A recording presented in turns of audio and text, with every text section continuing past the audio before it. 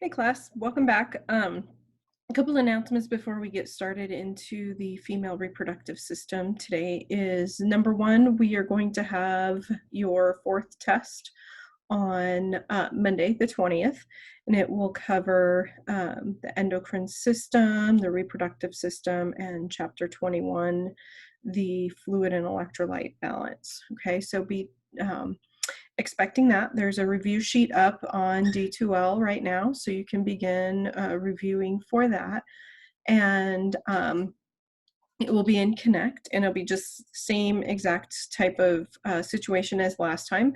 You can access the test anytime on the 20th. It just needs to be finished by 11:59 p.m.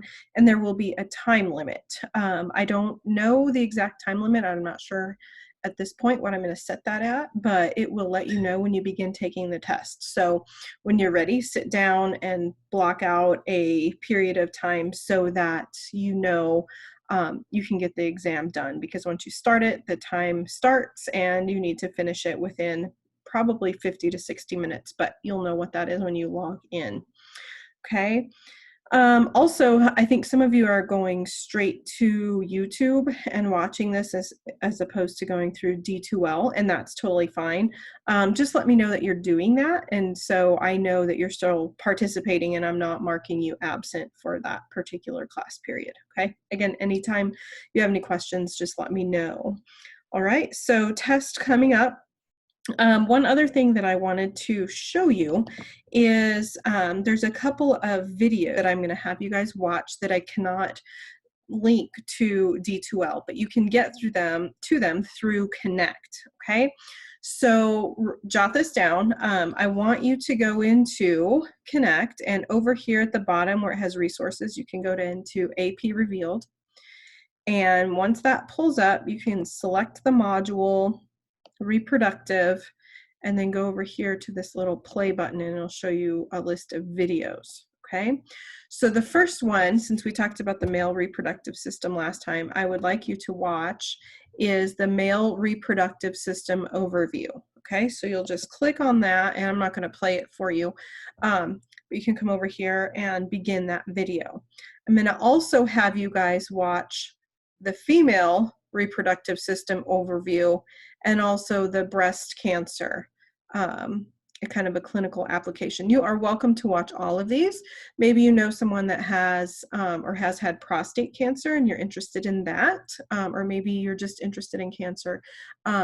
You can watch this video as well. But male reproductive system, female reproductive system, both of those overviews, and then the breast cancer one, okay? And if you'd like to go and watch any of the other ones, that is totally fine, okay? But I just wanted to show you where those videos are, okay? So let's pull up our female reproductive system. We're going to finish the second half of this chapter today, and you'll have all the information that you need for the test on Monday. Okay, again, let me know if you have any questions or if there's something that you're not clear about that you'd like me to go over, okay?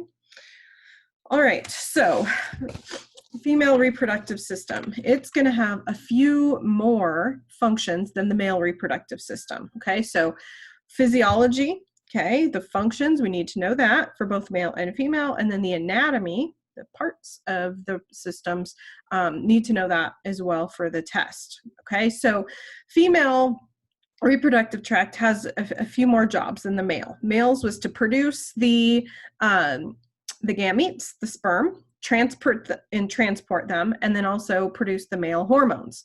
So in the female reproductive system, we're going to see female hormones produced, right, to produce the breast tissue that's needed for milk production, all of the other secondary sex characteristics as well. But the female is also going to produce the female sex cells, or the gametes, okay, and those are the egg cells, also called the oocytes. Okay, so remember that term. Another word for an egg is an oocyte. The female reproductive system is going to transport the oocyte to the place where it's going to be fertilized by the sperm from the male.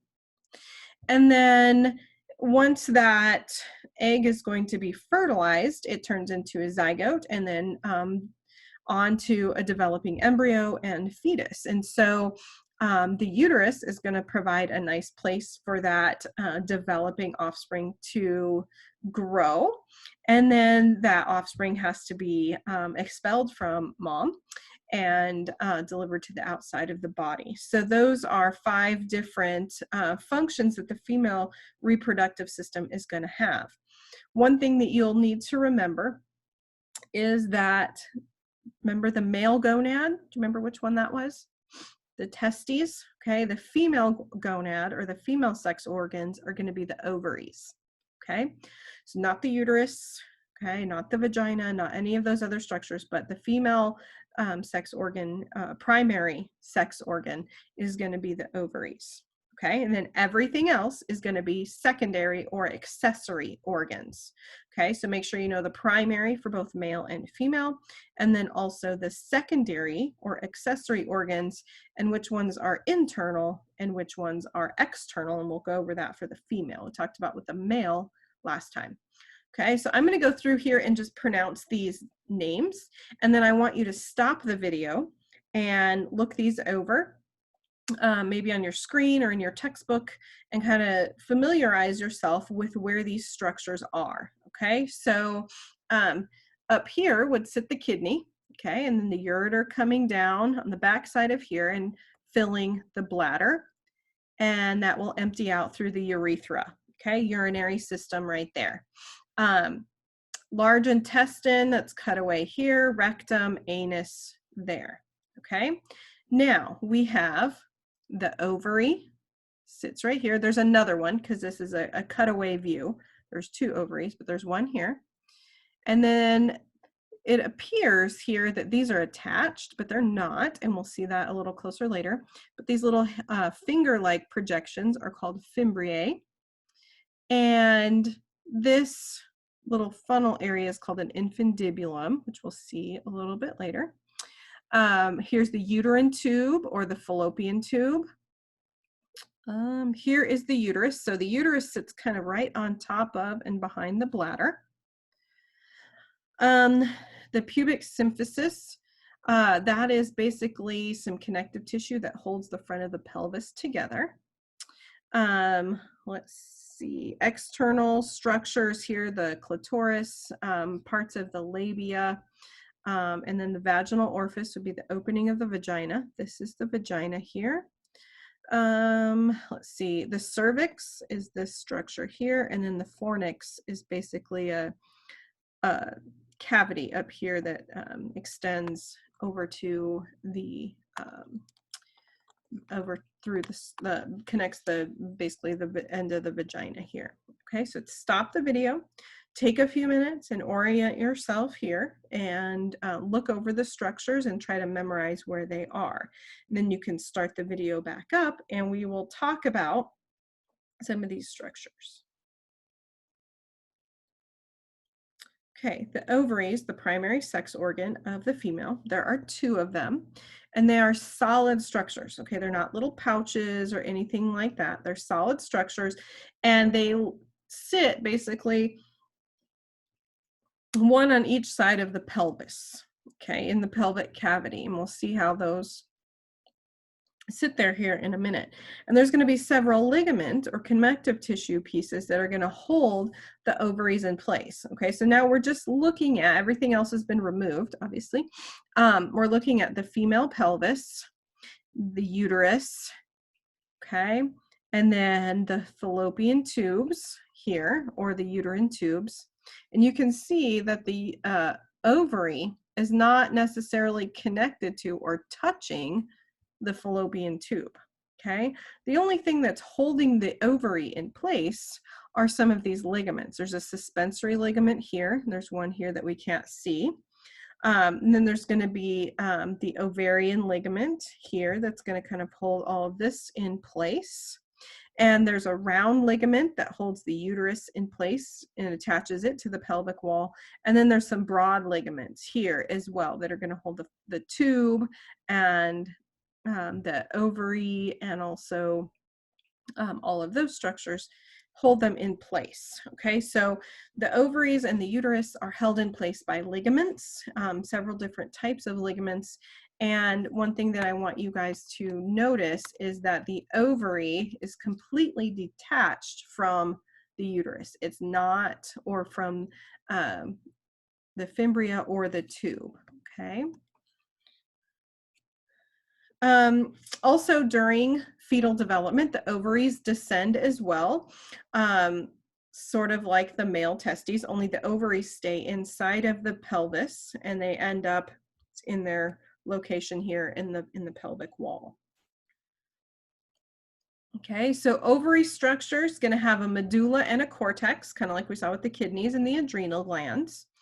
And the cortex, the ovarian cortex, is where we're going to see the eggs, or what we call ovarian follicles, develop from. Okay, so when a woman ovulates, the follicles, or the egg essentially, will be leaving from that outer cortex area. Okay, now males begin producing sperm at puberty.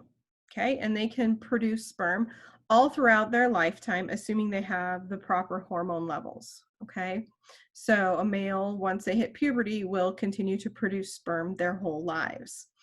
During female development, okay, they start producing their eggs before they're ever born. Okay, and once a female is born, they do not produce any more eggs. So when a baby girl is born, she has the number of eggs that she's going to have. Okay, so during prenatal development, around the 3rd month of pregnancy,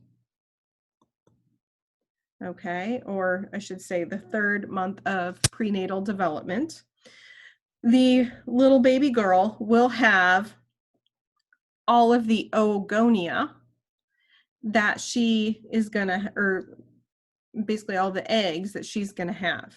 Okay, so an oogonia, kind of like spermatogonia, are going to be those quote unquote parent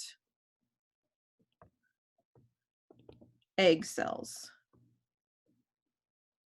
Okay, this is, or I should say, parent cell for the egg, because this is the cell that's going to undergo mitosis and divide into more cells called primary oocytes.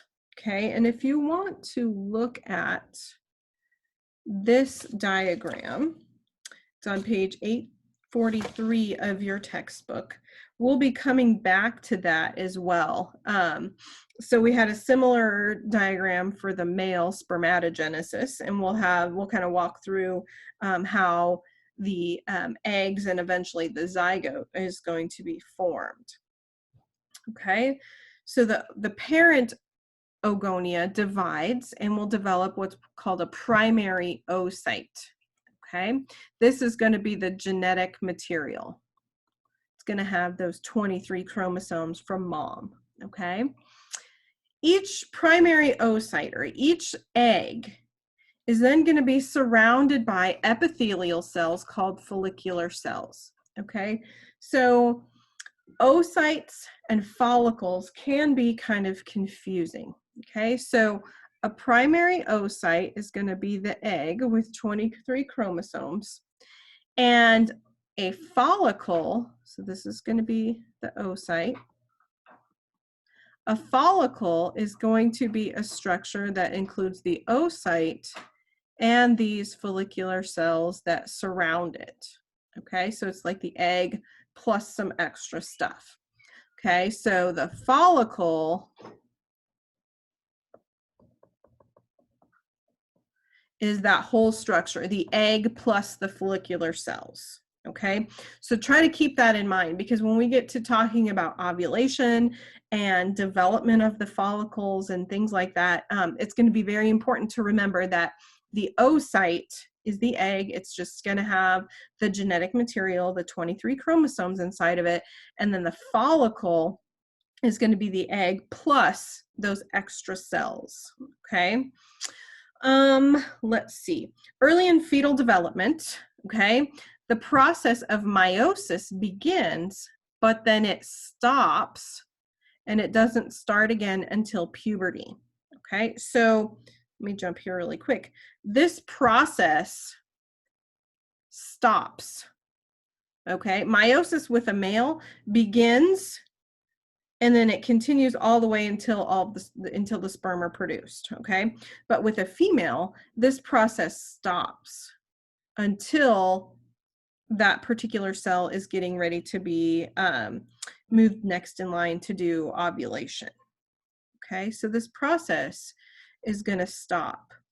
And so once the primordial follicles are developed, no more new ones are produced. Okay, so if a baby girl is born without any follicles, without any eggs, she's not going to produce any over her lifetime. Okay, the process is already passed. It's not going to happen. Okay, in a normal situation, the number of oocytes continually declines. So you have your X number that you're born with, okay, or that you develop during, or a female develops during prenatal period, and then 90% of those primordial follicles that you're born with basically die because of apoptosis or go through programmed cell death. And we'll talk about some places where we see that a little bit later. And so you might think of, oh my gosh, 90% of them are dying. How does anyone ever have any children? Well, in 30 to 40 years of ovulation, okay, so a woman typically in her reproductive years is going to ovulate once a month for 30 to 40 years, okay? So that's about 400 to 500 eggs ovulated in a woman's lifetime, okay? And that's quite a bit, actually. Another thing I wanted to point out too here is that this process, the stopping of the meiosis, the stopping of the maturation of the egg cells, is what puts a woman at risk of having a child with Down syndrome. When we get back after the test, we're going to talk about genetics and what Down syndrome is and a little bit more of that. But for now, just remember that that's stopping in that process. The longer that that's on pause, the greater the risk of having some errors with meiosis that could result in genetic disorders like Down syndrome. So as a woman ages, especially as she gets over the age of 35, that really increases the risk of having some problems once those follicles, once those eggs go back into meiosis to complete its cycle. So we'll talk more about that when we get into the genetics chapter. Okay, so spermatogenesis is the production of sperm cells. Oogenesis is the production of an egg cell. So that might be a term that you'd like to remember. And so beginning at puberty, okay, so the process is put on hold. Okay, and then at puberty, those primary oocytes start to continue into meiosis. Okay,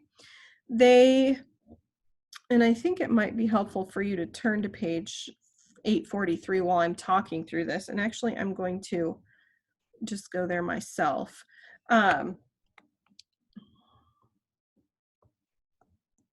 Just like we had with the sperm, we have an oogonia that's going to divide. One's going to be the primary oocyte, and the other one's going to remain an oogonia. If I could spell. Okay, and remember this is a mitosis division. Okay, so the primary oocyte is then going to divide by meiosis, and it's going to develop the secondary oocyte, just like we saw with the sperm.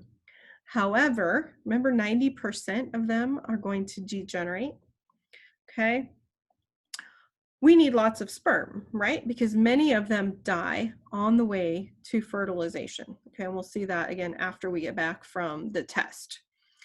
But humans are animals that cannot basically support multiple births. Okay, yes, twins and triplets are feasible, but think of like cats and dogs and rabbits that have eight babies. Okay, the human body is not designed for that.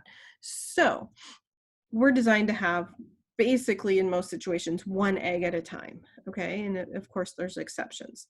So as to get the correct number of chromosomes, for those that have studied mitosis and meiosis before, you have to have this cell split.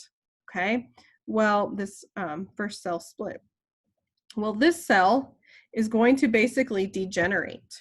Okay, it's not going to be useful. We're going to focus on keeping one cell. Okay, so the secondary oocyte just kind of hangs out and waits, and it's not going to do anything until fertilization takes place. After the sperm has penetrated the egg, then it will continue on into its next round of division. This is going to degenerate, and now you have the zygote. Okay, so you had 23 chromosomes coming in on the sperm, 23 coming in with the egg. The egg is going to divide. This is going to degenerate, and then the sperm is going to donate its chromosomes to the egg, and they have now 46 chromosomes in the zygote's nucleus. Okay, so the primary oocytes divide. You have what's called the secondary oocyte and a first polar body. And if you go back here, this is pretty small and that's pretty large. The secondary oocyte, if it is fertilized, it will go ahead and undergo meiosis again. Second polar body that's degenerated or destroyed, and then the zygote. Okay, so having those polar bodies that degenerate are going to help the eggs, okay, the cells that are going to be potentially fertilized, remain with a large amount of cytoplasm and organelles. It's basically like conserving and shunting all of those resources to the egg that could potentially be fertilized, instead of dividing it up between two eggs, and then also having the correct number, or the haploid or half number of chromosomes. Okay, because we don't want to have 46 plus 46 and be 92 chromosomes in our offspring. That would be very mutant. Okay, so at puberty, there's a lot of hormonal things going to go on here. The anterior pituitary is going to secrete FSH, follicle stimulating hormone, and that's going to travel through the bloodstream to the ovaries, and the ovaries are going to enlarge. Okay, so obviously puberty is when males or females begin to develop their secondary sex characteristics and also their primary sex characteristics. Their reproductive organs are going to enlarge, and a female is going to start ovulating, and her follicles are going to, and oocytes are going to start to mature. Okay, so with each reproductive cycle, every 28 days, with the female, some of the primordial follicles are going to mature.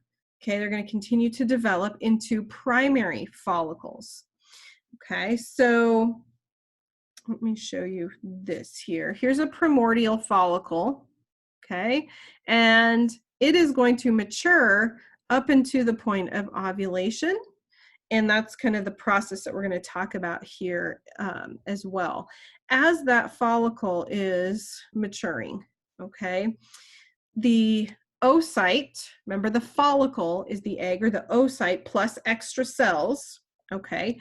So as the follicle, the primordial follicle matures, the primary oocyte, or the egg inside of it, is going to get bigger as well. It's going to enlarge. The follicular cells, the extra cells around the oocyte, are going to become layered, okay? And there's going to be what's called the zona pellucida. This is a very special layer, which we'll see when we talk about fertilization, that is going to basically separate the oocyte and those granulosa or extra cells. Well, I'll point that out here in just a minute. Sorry, I'm kind of flying all over. So for right now, I'm going to skip this and I'm going to come back to this. This is on page 844 of your book, but I'm going to explain a few things first and then come back to this, okay? So here is an ovary in the microscope, a cross section of the ovary, okay? So if we go up here, we're actually looking in opposite directions, okay? This here is where, in this area here, would be where this egg is going to be ovulated and released down the fallopian tube, okay? This is going the opposite direction. This egg will be ovulated in that particular direction there, okay? And I'm pointing and you can't see me, so I'm sorry, okay? But these areas here, these are going to be the primordial follicles. These are the little baby follicles that were there present at birth. And they're just kind of hanging out, waiting for their turn to mature and then eventually to be ovulated. Okay, so here is some of the various stages. Okay, so this whole area here is a maturing follicle. On the inside here is the egg or the oocyte. Okay. We have some other structures that are associated with that. Do you see how thick these layers are here? Okay, there's a few layers going on here. All right, this is what we call a preantral follicle, primordial follicle. Here's another follicle here. Okay, so these extra cells, the egg gets bigger, the oocyte gets bigger, and then also the extra cells begin to thicken. Okay, so while the follicle is developing, the cells of the ovary are going to organize that follicle into layers. Okay, and we saw some of the layers. I'm not going to have you remember them, the theca, interna, and externa. But there's going to be several layers like we saw. And then we're going to start to see some fluid-filled spaces. Okay, so let me go to here. This is a fluid-filled space. It's called the antrum. And let's see, go back. I'm trying to find a good picture here. The antrum is where you have this big cavity filled with fluid. A preantral follicle has that fluid, but it's not all consolidated in one area.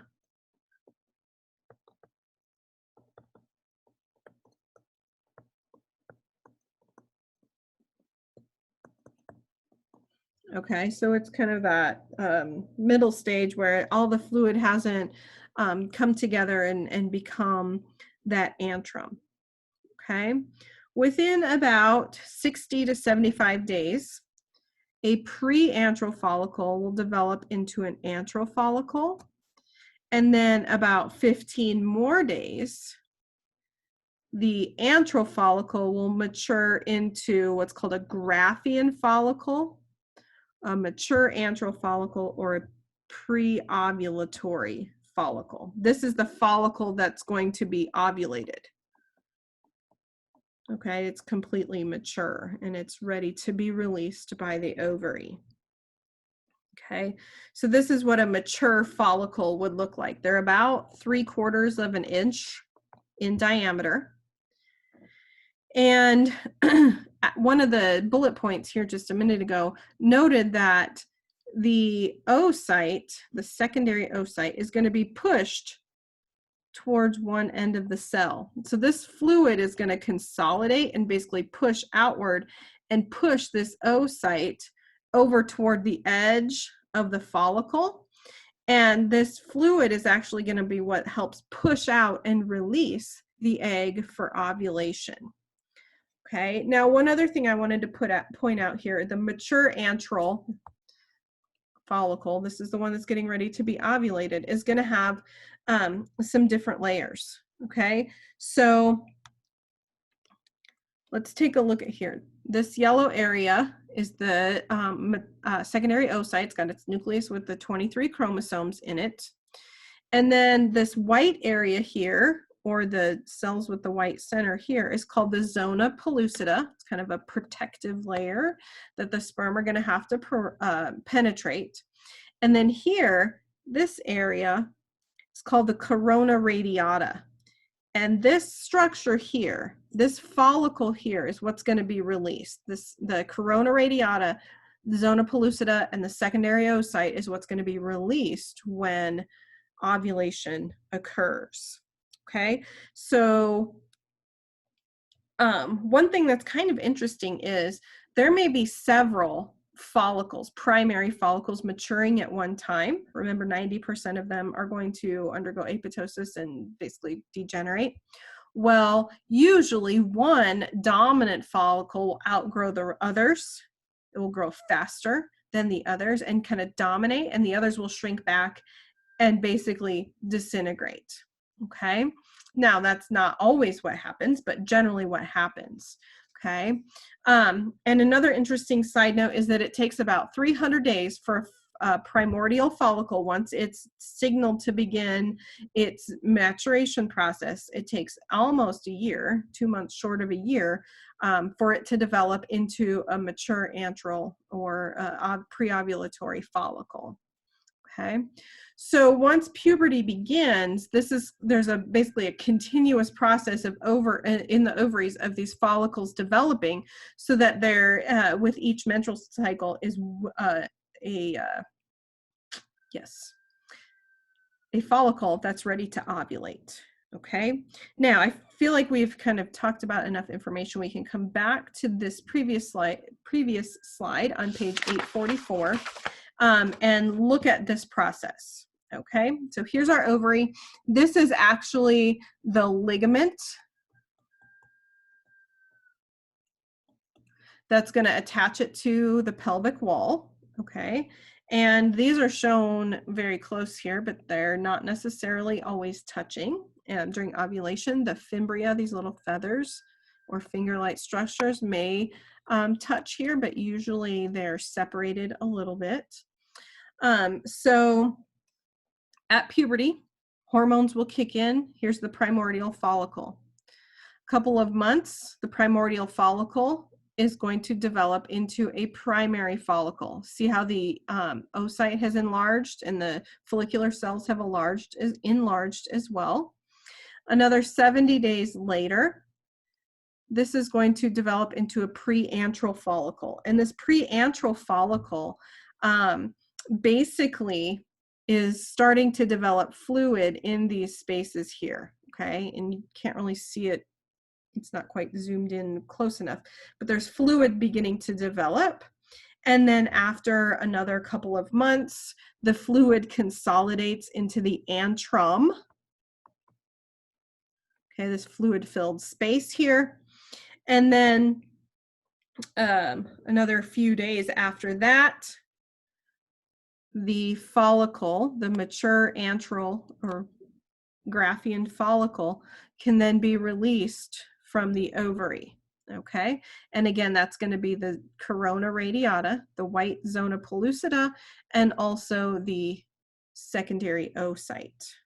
Okay, that egg will be released from kind of this area here. It will travel down, and if it is fertilized, it will continue on its meiosis process and then develop into the zygote, or the first cell that forms the baby. Okay, now after ovulation occurs, if, number 6 here says, if fertilization does not happen, okay, the egg is released into the fallopian tube, but fertilization does not happen, these extra follicular cells here, okay, these are still follicle cells. They remain on the ovary. Okay, here's our ovary. They remain here. That's called the corpus luteum. And we'll see when we get into pregnancy, the corpus luteum helps maintain pregnancy if ovulation occurs and fertilization occurs. Okay, the corpus luteum will help maintain that pregnancy. But if fertilization does not occur, then this corpus luteum will degenerate into what's called the corpus albicans.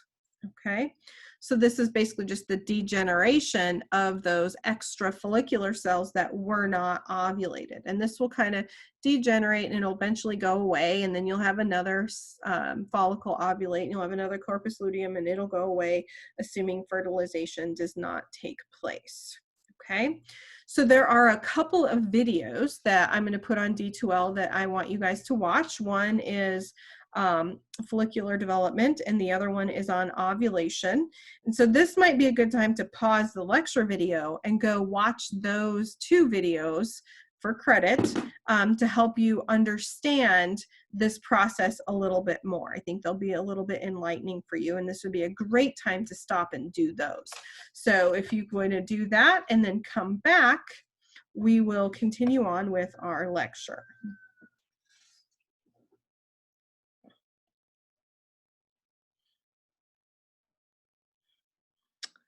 Okay, so we've talked about the production of the follicles. Takes about 10 months or so, okay?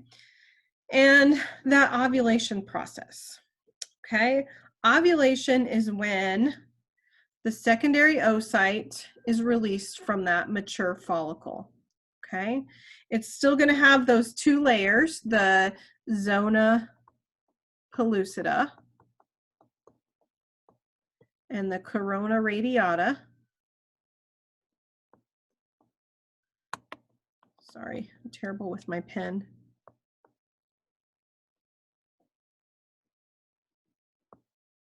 That's going to go with it to the uterine or the fallopian tube, okay? So here's just a review of some of the internal structures. Remember, we're going from the ovary into this tube, and eventually, even if the egg is not fertilized, it will be deposited into the uterus and expelled. Okay, if the egg's not fertilized, it'll just be expelled out.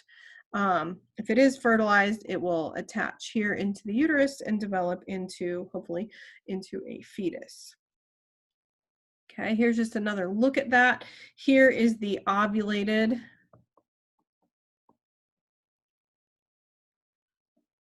egg or oocyte. You're going to have the corona radiata, the zona pellucida, and here's that secondary oocyte. It's released into the fallopian tube here, and it will travel all the way through this pathway and eventually come out either as a baby or an unfertilized egg. Okay. Let's see. Looking at some of the structures involved here, okay, when we get into pregnancy and growth and development, we'll talk more about development of the fetus and things like that. But for now, we're going to kind of leave the follicle and talk about some of the structures that that follicle or the zygote could encounter on its way through the female reproductive tract. So the uterine tube is also called the fallopian tube or oviducts. They're obviously a tube. Okay, its job is to transport the egg from the ovary to the uterus. On the end, I mentioned there's an infundibulum. It's a funnel that basically tries to direct the egg into the tube. And then the fimbria that we've talked about, they can actually move and kind of try to sweep the egg, the follicle, into the fallopian tube. Let's see, it's lined with mucosa and cilia, and those cilia down here kind of move and help propel the egg down toward the uterus as well. And then these are what's called PEG cells, and those are going to help nourish the egg and also activate the sperm if they are present. So they're kind of supplemental cells to help out there. And then we have the uterus. The uterus, let me back up here. Okay, here's our uterus. Here's the fallopian tube. It's going to enter in on the back side, or the back side here of the uterus. You can see it enters in here as well. The uterus is a pear-shaped organ. It's hollow and it's very muscular because remember, it's got to expel the offspring there. And its job is to receive the embryo once it has, the zygote has been, the egg has been fertilized, the zygote develops into the embryo. It's going to attach there and form the placenta, and it's going to sustain the development of that embryo into a mature neonate or baby that's ready to be born. It's attached to the pelvis with those ligaments like we saw with the ovaries as well over there. And there's two regions of the uterus. There's the uterine body, and the top of the uterine body is called the fundus. So let me go back here. So right here, this is going to be called the fundus. Okay, so when a woman is pregnant and she goes to the doctor for regular prenatal checks, one of the things that the doctor will do is measure the height of the fundus. And so basically, how high has this fundus grown? And it will correlate to how many weeks the baby is in general. Okay, so the body of the uterus is going to be this area here. And then we also have the cervix, which is the lower portion or the neck of the uterus, and it extends and connects with the vagina. Now, there's three important layers to the uterine wall. Okay, there's the endometrium, which is, endo means inner. Here's the inner layer of the endometrium. So when it's time to shed that endometrial layer, that shedding of that layer is basically what causes menstruation or the bleeding. Okay, then there's the myometrium, which is the muscle layer that's going to provide the contractions for expulsion of the baby. And then there's the perimetrium, which is that external serosal layer, like we've seen with the heart, the lungs, and all kinds of other organs that help prevent friction and have some other functions. Okay, so the cervix from the uterus is going to extend into the vagina, and it's a fibrous muscular tube, okay, because it's going to need some strength and also helps expel the baby. It runs between the uterus and the outside of the body. It helps with uterine secretions, like with menses or menstruation. It eliminates that secretion. It serves as a site of intercourse, and then also it's the birth canal. It's going to surround the end of the cervix with the fornices or fornix. Coming back up here to this diagram, these extensions up here are the fornices, or the singular would be the fornix, part of the vagina. And then the vaginal orifice is basically kind of a lower layer. And the wall of the vagina has three layers as well. It has an outer fibrous layer, a muscular layer, and then an inner layer with mucosal layer. The external, so those are all of the internal organs. Okay, so if you want to put a line here in your notes, everything that we've talked about up until this point is going to be internal. Okay, vagina is an internal organ. It's a muscular tube. Okay, sometimes the external area is called the vagina, and that's incorrect. The external area of the female reproductive organs is called the vulva, and it's going to include the labia, the clitoris, and then vestibular glands. And I'll let you kind of look through some of those. The labia majora is going to be the larger folds on the outside. The labia minora is going to be the inner folds. Here's where the urethra comes out for the urine. The clitoris for stimulation, the anus, and then let's see. The vestibule is basically kind of like the vestibule with the mouth, is going to be this area in here that kind of between the different layers, and the vestibule secretes mucus for lubrication. let's see, just like with the male erection, there is such thing as a female erection, and it's directed by nitric oxide, just like with the male. Lubrication begins with stimulation, I guess. And then orgasm is same thing kind of as the male. It's the end of the pleasurable feelings, but it does have a function in the female where it causes the uterus, the uterine tubes to contract rhythmically and help push sperm up toward the site of fertilization in the uterine tubes or the fallopian tubes. Okay, so here is a really good review table of the female reproductive organs. So definitely be able to label those and know which one does what. And then we'll move into female hormones. Okay, this is a very, very basic look at hormones.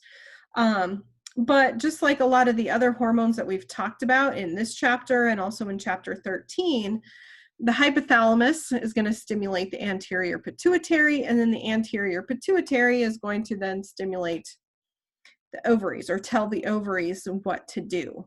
Okay, and so female hormones are going to be used to develop and maintain the secondary sex characteristics of a female, mature the sex cells or the eggs or the oocytes, and then cause monthly changes in the reproductive cycle. Okay, so hypothalamus will secrete GnRH, just like with the male, gonadotropin releasing hormone, and it's going to tell the anterior pituitary to secrete either or follicle stimulating or luteinizing hormone. Those will travel through the blood and basically affect the ovaries. It's going to control oocyte maturation, okay? It's going to turn that on. And then also the production of female sex hormones such as estrogen and progesterone, okay? So the most important male hormone, which there's several, but an important one that you probably know of is testosterone. The important female ones are going to be estrogen and progesterone. And so estrogen and progesterone are mainly secreted by the ovaries, but also from the adrenal glands. And then when a woman is pregnant, the placenta is going to produce some of these hormones as well as the corpus luteum. Excuse me. Estrogen is going to be what is going to stimulate the enlargement of the reproductive organs during puberty and maintain those during childbearing age. It's also going to stimulate the thickening of the endometrial layer of the uterus.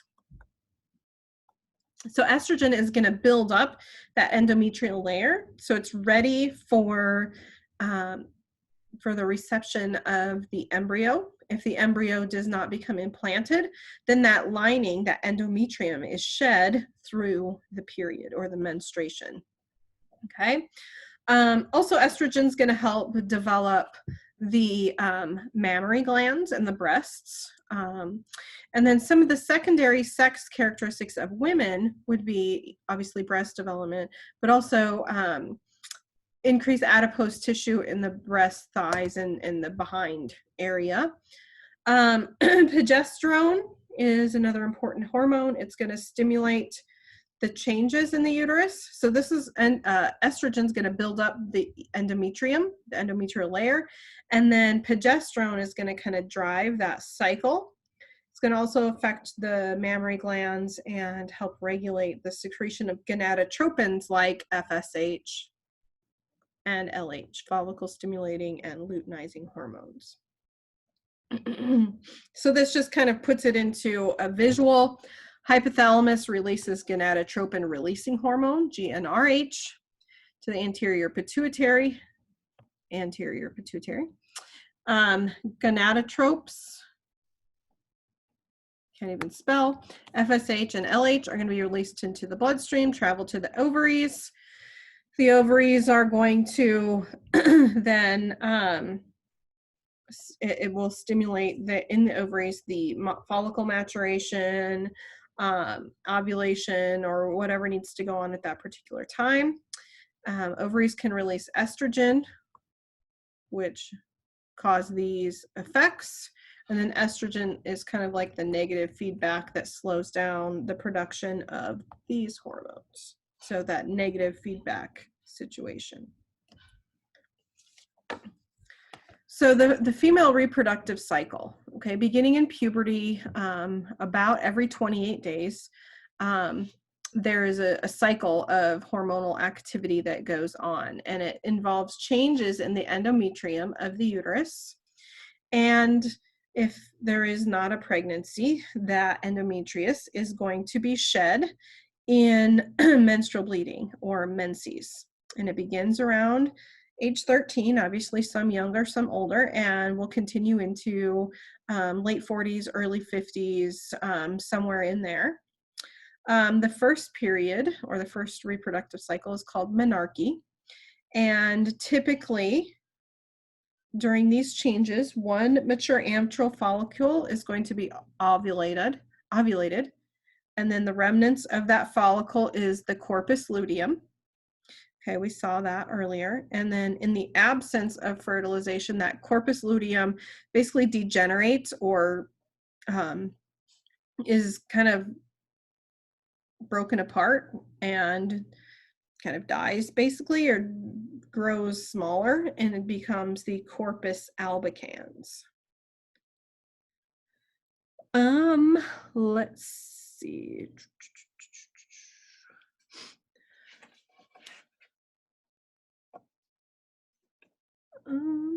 Oh, this slide must have gotten kind of out of place because it goes with this diagram. So I'll let you guys look that one over. If you like words written out, look at this table. If you like visual, check this out. Those two are tied together. Okay, but major events of the reproductive cycle. I always have students turn to page 852, which is this set of diagrams here, and look through it. And you may want to stop the video, replay, kind of go back and forth to kind of understand this, because this is a little bit tricky because you have different hormones and you have follicles doing things and you have the endometrial layer doing different things. And so it might be helpful to kind of stop and go back and think about things here. Okay, so I'm just going to leave this slide up so you can look at it, or you can look at it on page 852 in your book. But I'm going to walk you through this table while you're looking at this so you can have a visual. If you don't like a visual and you want to just read through on the other slide, hey, that's fine too. Okay, so first thing, and I can't read that, I'm sorry. I can't read it on mine, so you're going to have to look at your book. First thing in the reproductive cycle. So here's what's going to happen. The anterior pituitary is going to release FSH and LH. Okay. FSH is going to stimulate the maturation of the dominant follicle. Remember, there's going to be several at one time, but there's going to be a dominant one. And FSH is going to basically signal that one to, like, okay, let's get it into gear. Let's really mature. Okay. So the follicle, the granulosa cells, some special cells of those outer layer of the oocyte, is going to start to produce and secrete estrogens. Okay, so the follicle is going to secrete estrogens. Estrogens cause the endometrium of the uterus to thicken. Okay, so stop and take a look at that on your diagrams. Let me put it up here for you so you can stop. Estrogen is going to cause this, the endometrial layer, to thicken. So this is the myometrium. And this is the endometrium of the uterus. Okay, so as this follicle begins to produce estrogen, actually this follicle too, produces estrogen, causes this to thicken.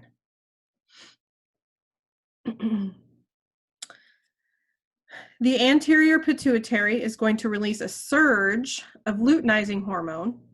It's It's going to interact with follicle stimulating hormone, progesterone, and some other hormones that's going to lead to ovulation. Okay, so here's our surge of luteinizing hormone, and there's a lot of chemical hormonal reactions that are going to take place. And that happens around maybe day 13, 13 and a half, ovulation occurs. Following ovulation, those extra cells are going to become the corpus luteum. And the corpus luteum, the remnant, the follicle remnant, is going to then secrete estrogen and progesterone. So when we say the ovaries excrete, or secrete, I should say, estrogen, it's actually some of the cells within the ovaries that are associated with the follicle.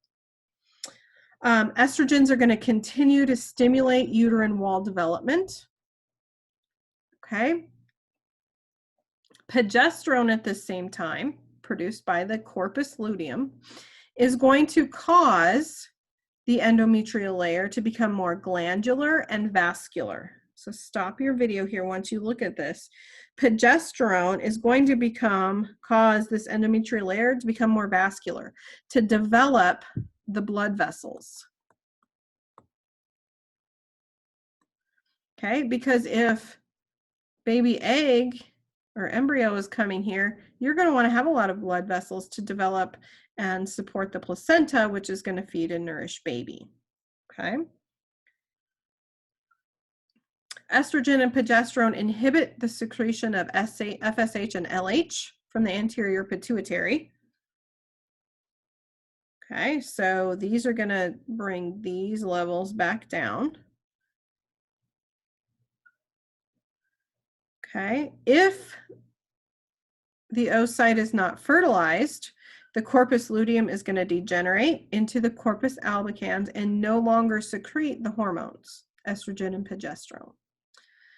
So then as that happens,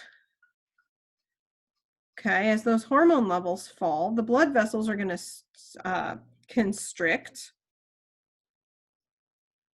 Okay, and they're going to start to slough off that layer and begin menstruation. Oops. Okay, and then once that finishes, the cycle will complete and start all over with LH and FSH surging again. Okay, so that's basically some of the basic information to hormonal control of the menstrual cycle. Okay, now if fertilization takes place, obviously some different things are going to happen, and we'll talk about those when we get into pregnancy. But stop the video again and just kind of think through, walk through the steps, and try to make it make sense. Again, if you have questions, get a hold of me and let me know. Infertility, I'll let you read through that if you are interested. Now, we said that menstruation occurs beginning at puberty and it ends at menopause. Okay, so once a woman reaches menopause, she can no longer have children naturally. Okay, so menopause is basically the process of stopping the reproductive cycles. Okay, and this occurs because the ovaries don't produce as much estrogen and progesterone as they did before. After and as women go through menopause, they can start to have decreases in their secondary sex characteristics, okay, because you don't have those hormones present any longer. They can produce hot flashes and migraines and all kinds of different things as that is happening. But after menopause, there's no menstruation or ovulation. Okay, so the woman is not able to get pregnant after menopause. Probably not during menopause either, but anything's possible, I guess. Next section of our book talks about the mammary glands. It's an accessory organ, and it's used obviously to secrete milk. The mammary glands are in the subcutaneous tissue of the thorax. So mean, we all know where they are, but it's just underneath this skin layer, in between the pectoral muscles and the skin is where that organ is going to lay. And the external part is going to obviously be made up of the nipple, and then the areola, which is the outer area of the nipple there. You have alveolar glands, which where milk is produced. And then you have a series of ducts, lactiferous ducts and alveolar ducts that drain the milk from the alveolar gland into the nipple area for excretion. Each mammary gland, each breast has about 15 to 20 lobes. In those lobes are the alveolar glands, okay, which again produce milk. And then you have, so this would be an excretory gland, right? Goes through a tube, as opposed to an endocrine gland. Don't forget that for the test. Let's see. There are connective tissues along with this. I don't think it shows in here, but the breast does include ligaments and other connective tissue to support the breast as well. I'm not going to go through this breast cancer slide, but remember the AP revealed video of breast cancer. Make sure you check that out and kind of get a visual of how some of that breast cancer can develop. Male and female mammary glands or breasts are similar, except for when puberty happens. The hormones from the ovary, the estrogens, and some others stimulate the mammary gland development in females. Okay. Your book talks a little bit about birth control, basically defined as voluntarily regulating the number of children that you have and when they're conceived.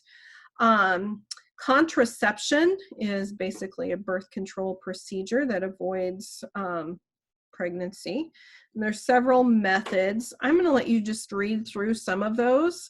As you look through some of these, some pictures, here is kind of the information I want you to look at, like how effective are these? Okay. 85% of women get pregnant with no birth control in a year. Then there's condoms, hormonal birth control pills, surgeries like tubal ligation or vasectomy. Let me go back up to this. The vasectomy cuts both the vas deferens, and then a tubal ligation would cut these here as well, and they would tie them back, because if you don't, both structures will grow back together. But I'll let you guys look through those different methods. And I believe the last portion of your chapter has to deal with sexually transmitted diseases, is what it used to be called, and now it's called STIs, or sexually transmitted infections. A lot of the STDs or STIs have similar symptoms. Okay, so how would you know you had one? Painful urination, lower back pain, fever, a discharge. Could be clear, could be yellow, could be green, could be all kinds of different colors, could smell really bad, painful itching, inflammation, bumps, rashes, blisters, sores, itchy, runny eyes, and so forth. I do want to point out, though, that for many STIs, either males or females are asymptomatic. Okay, and we'll look at that here in just a second. Well, let's just look at that now. Let's see. Oh, shoot, it doesn't tell on here. With chlamydia, though, for example, most cases go undiagnosed because about 50% of females or more, actually, it's actually more. Most women are asymptomatic when it comes to chlamydia. I want to say gonorrhea is another one. Yep. Usually women are asymptomatic. Okay. So, you may have a partner that looks and feels totally healthy, but they're actually carrying the disease and can give it to you.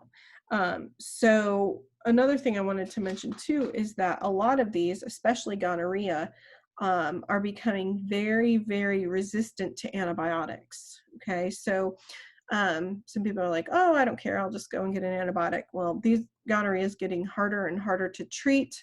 The viral diseases like herpes, once you have it, you don't get rid of it. There's no cure, as well as AIDS. There's no cure.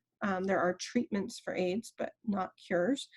And then this was interesting. I'm kind of a dork. I like to listen to Dr. Radio and on Sirius XM. And a lot of the news that I've been hearing lately, well, not lately because it's all been COVID related, but syphilis is actually making a comeback in the eastern US and parts of the West Coast as well. And that was basically a disease that we thought we really had under control, and we consider it what's called a re-emerging disease for those of you that are in micro. But the reason I point this out is gonorrhea, chlamydia, those types of diseases may be asymptomatic in women. So a woman may contract one of those diseases and not get any signs or symptoms. She might not know that she has it. But what it does is it damages her reproductive organs, like scarring the uterine tubes and resulting in pelvic inflammatory disease.